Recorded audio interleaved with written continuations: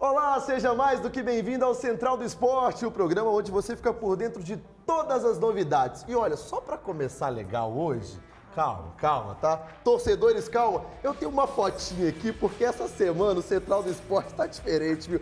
Olha que imagem bacana! Ana Clara Lanius na academia.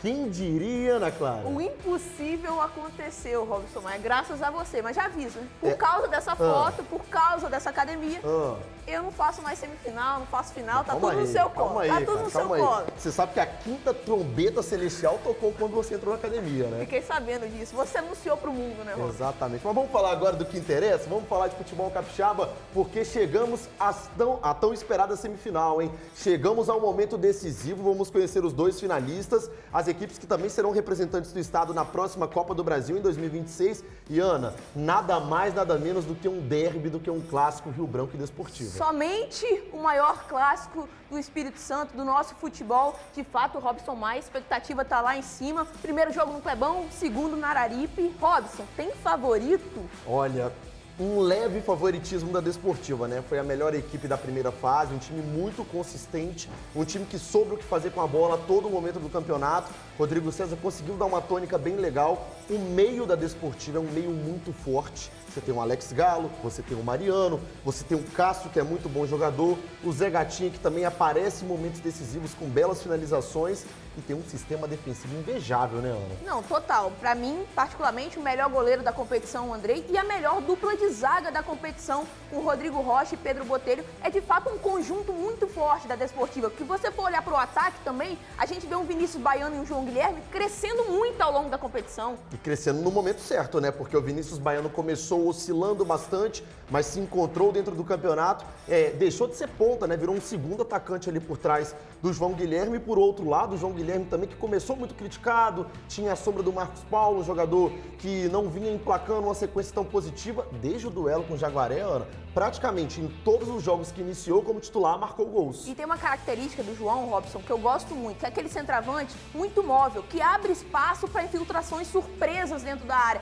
Ele não fica preso a jogar na referência, ele cai pro lado esquerdo, cai pro lado direito e combina com esse estilo de jogo do Cezão. E o outro detalhe também que eu chamo a atenção é que uma coisa que a gente reclamava bastante, né? As peças de reposições no elenco. O Desportivo tinha uma carência ali para repor o elenco, mas chegaram alguns nomes. O Bruninho chega, aí você tem o Marquinhos do Sul voltando também poder atuar como titular, um jogador que oscilou ali em um determinado momento, sofreu com lesão, mas agora virou uma opção de fato no banco de reservas. Você tem um lateral esquerdo chegando porque o Rômulo não estava suprindo tão bem o Gabriel Ferreira. Você abre um parênteses aí, Robson Maia, porque eu acho que é justamente nessa posição a maior fragilidade da Desportiva, a lateral esquerda. O Gabriel não foi bem no jogo da volta. Exatamente, sofreu ali no jogo da volta contra o Vila Velhense e é um ponto de interrogação para a escalação desse primeiro jogo contra o Rio Branco. E por falar em Rio Branco, do outro lado, era um time que até a sexta rodada estava na zona de rebaixamento, tinha um jogo a menos, bem verdade, mas desde a chegada do Rodrigo Fonseca na Clara é outro time. Outro time, Robson Maia, é muito focado em vencer os seus jogos, time que tem posse, que valoriza a posse de bola, enfim, tem efetividade no ataque, que não ficou só preso em acionar o Matheus Costa na ponta, enfim, tem variedades.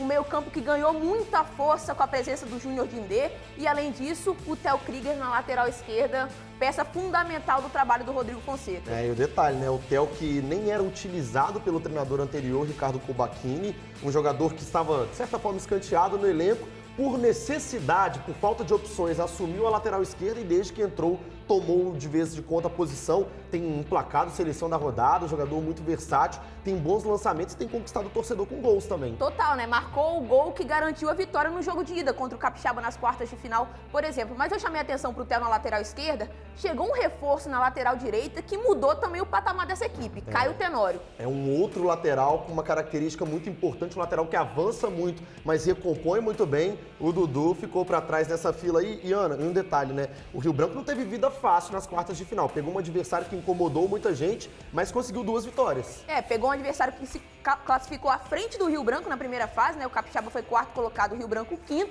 E você bem disse, o Rio Branco venceu os 2 jogos, 2-1 no jogo de ida, com gol no último minuto, e também 1-0 no jogo de volta, com o Braga saindo do banco de reservas e garantindo o avanço capa preta para a semifinal. Robson Maia, tem uma dúvida em relação ao Rio Branco. O técnico Rodrigo Fonseca vai com aquele esquema de 3 volantes, com Romarinho, ou vai com Felipe Pará? Será, Ana? Será? Eu acho que vai com 3 volantes, tá? Não acho, não. Tenho certeza que vai com 3 volantes. Felipe Pará não tem atuado bem. E aí vem um detalhe, né? O Rio Branco se mostrou mais encorpado com esse esquema de 3 volantes. O Bruno Silva tendo muita liberdade para atacar e mostrou ser um jogador que ainda tem essa qualidade para suprir essa posição. Então, quase 100% de certeza que vai ser mantido o esquema com 3. Só que, Ana... Se fosse apostar, eu também em 3 volantes. Já que você quer falar de aposta, eu posso te dar uma informação, um furo em primeira mão, hein? Por favor. Primeira mão no Central do Esporte. O finalista será o Rodrigo. Total.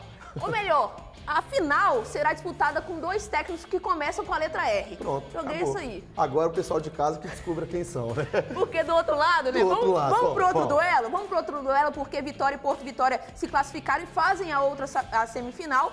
E temos Rafael Soriano no comando do Vitória e Rodrigo Chagas. Quanto Rodrigo, hein? Rodrigo Chagas no comando do Porto, Robson Maia. Vamos começar falando então um pouquinho do Vitória, que o Vitória tinha um adversário pra lá de complicado, enfrentou o Rio Branco de Venda Nova e conseguiu. Só que, Ana, foram 2 empates, decisão nos pênaltis, só que se tivesse que haver um vencedor ali no tempo regulamentar, o Vitória jogou mais bola nos 180 minutos. Né? Concordo com você, o Vitória foi superior, especialmente no Salvador Costa, teve oportunidades, parou naquele lance, né, de criar chances e não converter. E também numa atuação boa do goleiro Pezão no jogo de ida. Conseguiu 1-1, levou o jogo para Venda Nova, precisando assim, de um empate para forçar os pênaltis. E quando foi para as penalidades, brilhou o Paulo Henrique. Que atuação do goleiro Alvianil, 3 defesas. Fora a segurança também de um cara como Edinho, de um Tonoli, para converter suas cobranças. Já que você falou do Tonoli, o que é o futebol, né? Um jogador que foi campeão com o Rio Branco de Venda Nova lá em 2020, um jogador que participou praticamente de todos os momentos de glória da equipe de Venda Nova do Imigrante. Gustavo Tonoli vai lá e agora classifica o Vitória, elimina a equipe do Rio Branco de Venda Nova, que hoje tem compromisso na Copa do Brasil.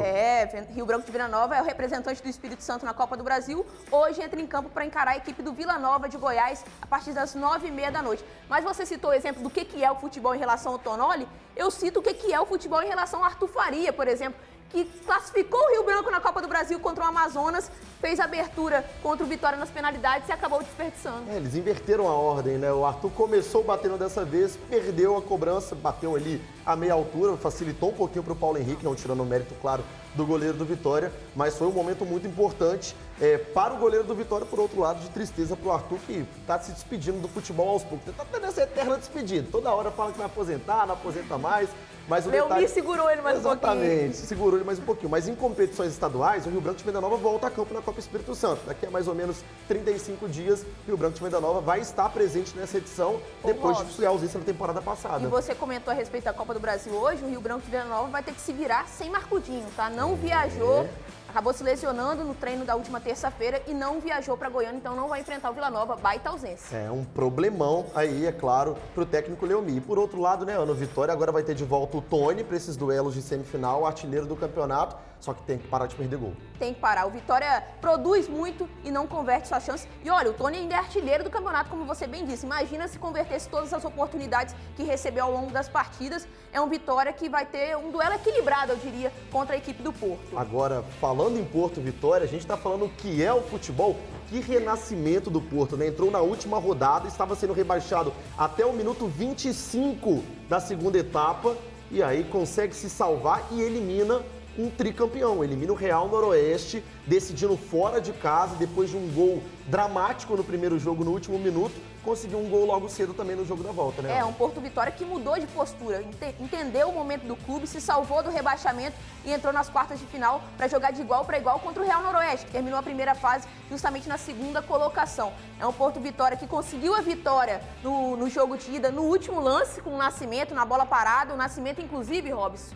Que jogador que chegou, zagueiro, hein? Achou a dupla do Ferrugem. Esse é o ponto, né? O Léo Coutro saiu, o Porto sofreu muito, aí chega o cara pra repor. E dá pra falar que o chaguismo já está atuando no time do Porto? Olha, o Robson Maia, acho que ainda precisa implementar mais coisas, mas algumas mudanças que o técnico Rodrigo Chagas, trouxe ao Porto Vitória, principalmente de peças, tem que ser destacado, assim. O Elton Martins ser titular, o Taleco ganhar, tudo bem, o Taylor é um bom lateral, mas o Taleco deu conta dessa lateral direita, fez uma boa dupla com o Elton Martins, Então, algumas mudanças pontuais do técnico, o próprio Lecinho caindo pelo lado esquerdo, foi Soltar como saiu. o William Soto, né, também. Foi como saiu o gol em Águia Branca, o Lecinho lado esquerdo cruzando pro Elton Martins pisando na área. Então, foram mudanças que o técnico propôs que eu acho que fez todo esse contexto do Porto Vitória chegar à semifinal. E o detalhe, teremos a semifinal com reedição da última final da Copa Espírito Santo.